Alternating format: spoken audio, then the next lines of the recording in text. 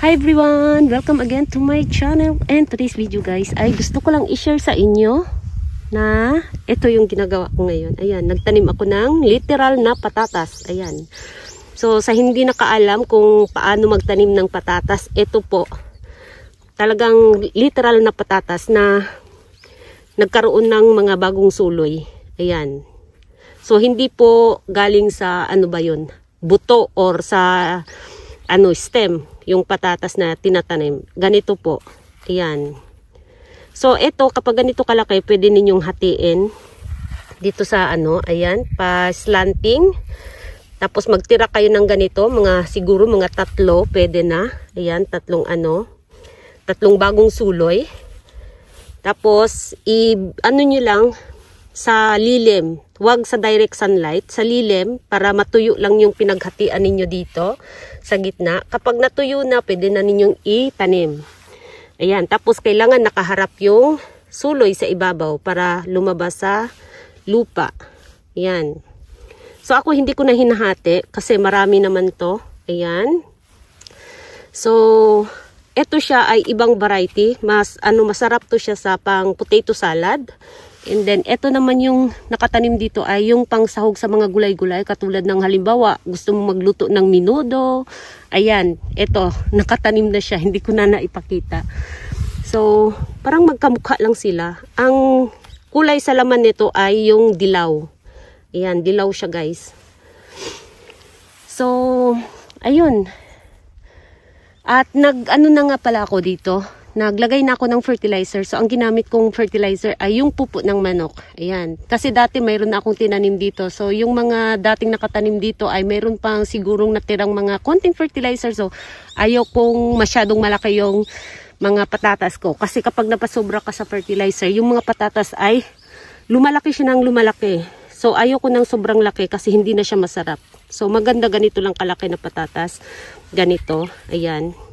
Yung nabibili lang sa mga department store na kalaki. Kasi kapag napasobra kasi sa fertilizer, dati, nung nag-umpisa pa lang ako maggulay-gulay, yung mga patatas ko guys, mas malaki pa sa kamao ko. So, ayun, natuto na ako. So, hindi na ako masyadong gumagamit ng fertilizer.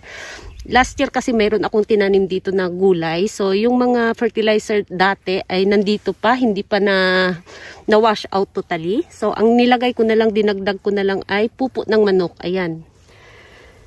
So, ayan. So, let's go. Ayan. Tanim tayo.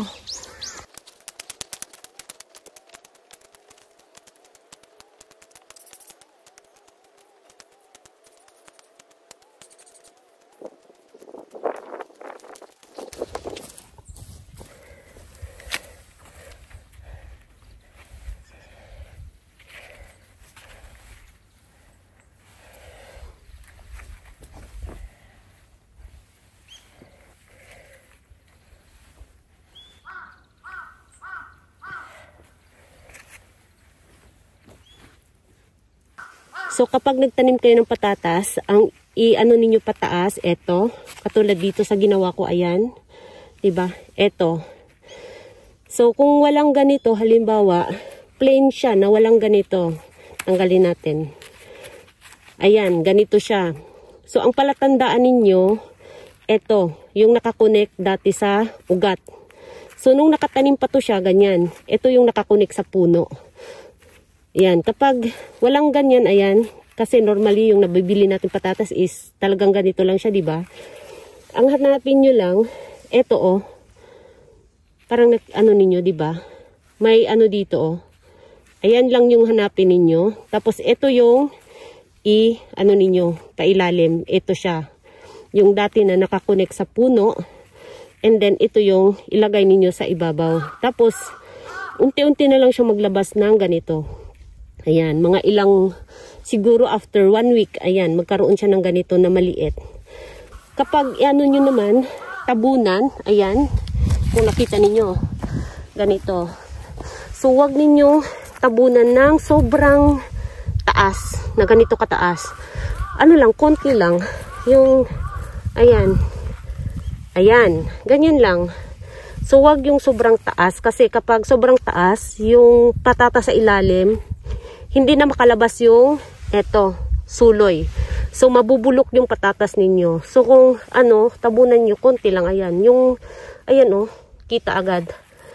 Para mas mabilis siyang makalabas. Makahinga sa ibabaw, kumbaga. Ayan. Huwag masyadong mataas.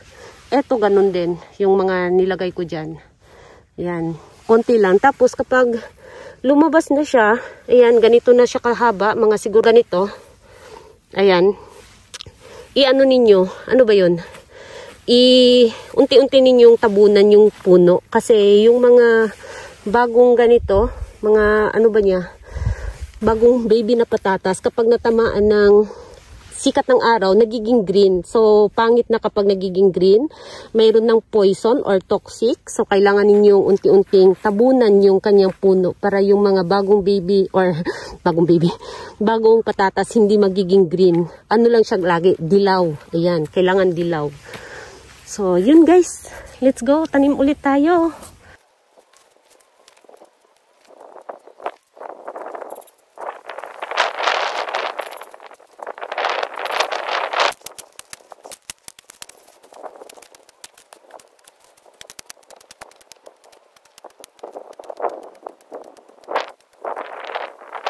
So, ayan guys, tapos na, nakakahingal. So, last year, ang ginawa ko, tinanim ko ay dalawang ganito lang. Ayan, dalawang linya lang. So, good for, talaga siya, 1 year na, namin, patatas. So, ngayon, nagdagdag ako ng isa. Ayan, dinagdagan ko pa ng isa.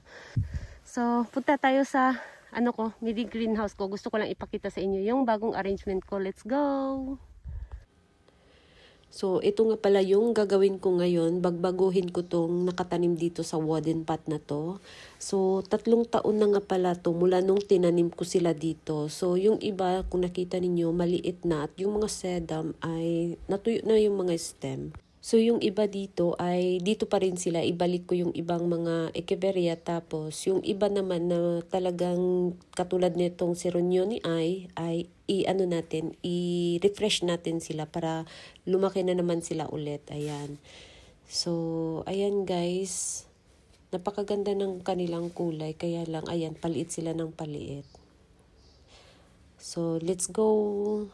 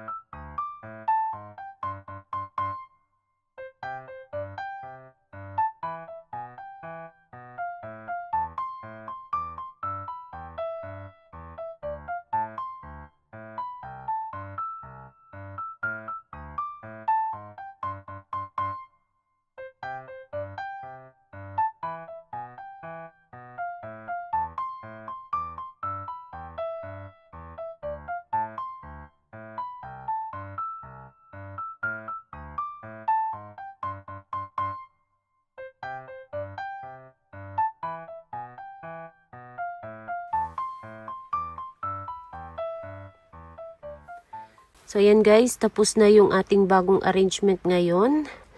So, itong sa baba ay halos mga bago lahat, maliban lang dito sa gitna na si Mira. Nandito na siya dati. Tapos yung mga iba, ayan, mga propagation ko. Ayan. Tapos yung iba, mga cuttings galing sa mother plant, kinuha ko na baby. Ayan, tulad nito, baby to sa mother plant, kinuha ko. Tapos yung andito sa ibabaw ay nandito na sila dati pa. Itong si Moonstone at saka si Robra, si Peach Boy, ayan. Nandito na sila dati pa sa pot na to. Ayan.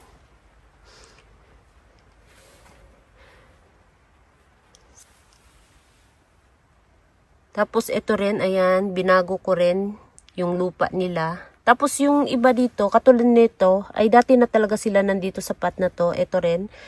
So, dinagdagan ko lang ng mga sedam kasi yung sedam kasi ay naano na, natuyo na. So, nagdagdag lang ako ng mga sedam.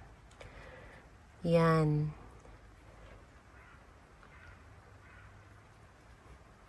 Tapos ito, ginanchilyo ko lang. Yan, ganchilyo. Ang nilagay ko ay si Nana Hukubini.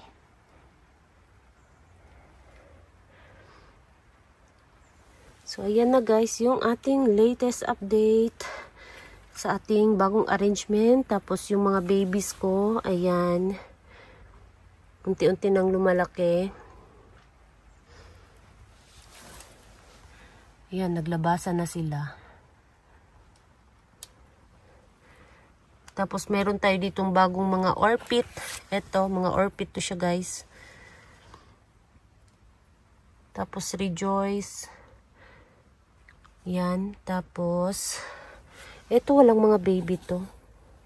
Yan, wala siyang baby. Mahirap talaga mag-propagate ng, ganitong succulents. Yan. Meron lang siyang ugat, pero wala siyang baby. Tapos, yung pinaka-latest na ay wala pa rin, nagpapakita na may baby sila. Ayan, ito yung pinakahuli kong mga leaf propagation. Tapos, dito naman, merong mga na, ayan, mga babies na rin. So, yun lang guys, yung ating arrangement for today. Ayan.